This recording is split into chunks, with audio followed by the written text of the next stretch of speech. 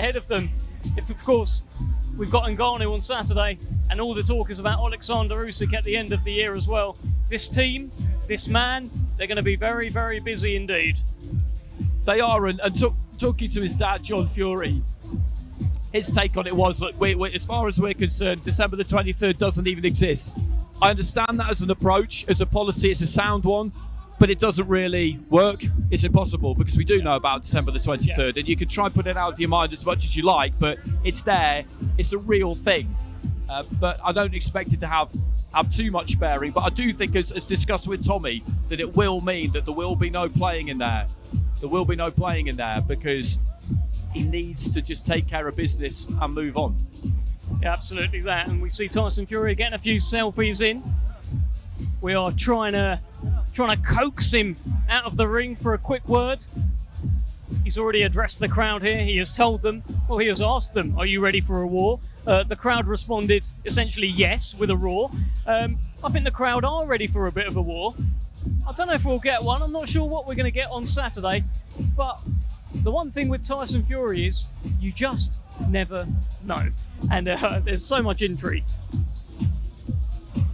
That's true. I feel like Ngannou, as Caroline Pearce was saying, what Ngannou can't do is go in there and give us a poor imitation of Tyson Fury. That would be completely pointless. You can't try and box him, right? You can't try and box him. That would be just, there's no percentage in that. So I would imagine he's devised some kind of game plan which he feels will upset Fury, confuse Fury, and then he's just going to have to try and unload. Just saying it makes me realise how difficult it's going to be, but that absolutely is what he has to try and do. Well, look, that's where perhaps the person who's saying it can help. I'm sure, Andy Clark, if you told him, hey, well, you got to do this, you got to do that, maybe it won't have the same impact as Mike Tyson telling him what he's got to do. So I guess, you know, every inch counts, right? Every little helps. And I'd rather have Mike Tyson in my corner for a task like that than not have him. No, that's absolutely right. And there's going to be other people that he'll be able to have spoken to during the weeks. This is quite interesting because he's spending a long time in the ring there. They've got the towel wrapped around his neck. If you're the trainer, if you're Sugar Hill, you probably want to get him out of here as quick as you can now. We don't, obviously, because we need him to come down here and talk to us. But when you get a sweat on in the way that he has, what you don't want is him cooling down too much. So they've got that towel around his neck to try and make sure that doesn't happen. But, you know, I wonder what it's really like training Tyson. In one sense, it should be amazing because you've got so much to work with and he knows his own body really, really well. But in another sense, he does seem pretty uncontrollable. Yeah, well, I think Tyson Fury is going to come and join us. We've got our man on the ground, Matt Rich, directing, trying to bring him in. And I think we will hear from the Gypsy King, from the WBC World Heavyweight Champion, very, very shortly. I think he's got a few gloves to sign, a few babies to kiss, as you do, as a World Heavyweight Champion. Photos here and there. Selfies galore, but you expect that. If you are Tyson Fury, you are going to be stopped at every corner, every moment for a photo. And let's have a chat with the man himself. Tyson, how are you? Oh, absolutely fantastic. What a pleasure to be here tonight with you guys. You look like you love that. Absolutely loved it. I'm having fun in there. It's what it's about, winning heavyweight champion of the world, in his element, having fun, in Saudi Arabia, in the sunshine, in the heat. Doesn't get any better. I didn't think we were going to get you out of the ring because you did about 20 minutes at the end. They was like, we're going to bring him in. We're going to bring him in. I was like, when? You was enjoying it in the ring afterwards. Yeah, I was enjoying myself. You know, we're in fight week. I'm all rested and I'm all energised. I'm ready to rock and roll. I feel like I'm rewinding the clock back to my earlier days. Did you watch Francis Ngannou's workout? I didn't know. It doesn't really bother me what he does, to be fair. Well, he didn't show anything. I'm the best version of me, and if he can deal with that, good luck to him. He didn't really show us anything, did he, Andy?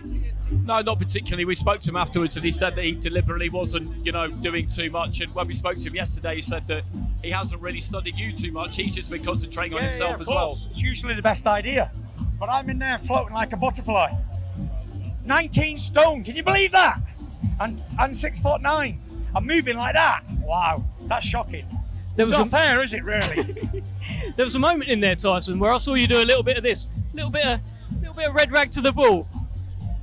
Is that what's happening on Saturday? That's what's happening. He's the bull, I'm the matador. 99.99% of the time, the Matador wins. Let me tell you a quote that he said. Just bring your mic up a tad. He said that he's doing you a favour, by the way, by having this fight with you, because you wouldn't go over to the MMA world and fight him there. So him coming here is doing you a favour. Thoughts? Okay, that's a good quote, but let me give you a quote now.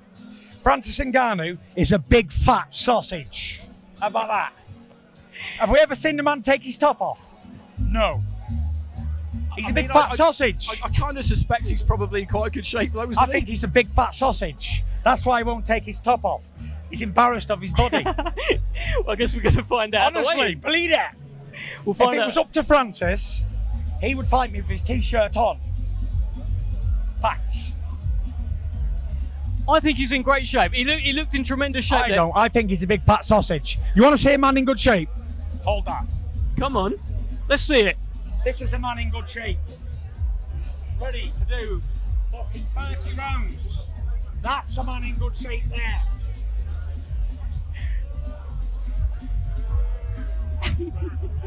Boom! That's a man in shape. That's what you call shape. This man is fit for 25 rounds, non-stop. That's fit. Anyone who's saying that you haven't taken this fight seriously, will look at the shape you're in now, compare it to what you were in at the press conference. Look at the shape I'm in. I'm ripped. I'm an Adonis, and I'm ready for a fight. Tyson, we won't keep you any longer. I know you're ready for a fight. Tell me one thing though. You asked everyone here, are you ready for a war? Are you expecting a war? Yeah, if it's not, then I'll be disappointed. I told you that already. I've trained for 12, well, I've got to say 12 rounds, because I'm a 12-round fighter, but 10 rounds or less. And if it's anything easier, then I've had an easy night. But if not, then I'm prepared for battle, no matter how I get it. I don't think I've ever seen anyone enjoy fight week more than you. Nobody. This is your addiction, isn't it? Yes, I am addicted. I'm 35 years old. I've got in excess of 150 million in my account.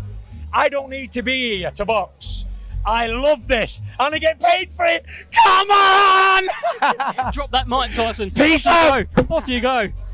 WBC and lineal world heavyweight champion, the one and only Tyson Fury. I mean, if ever anyone is born for fight...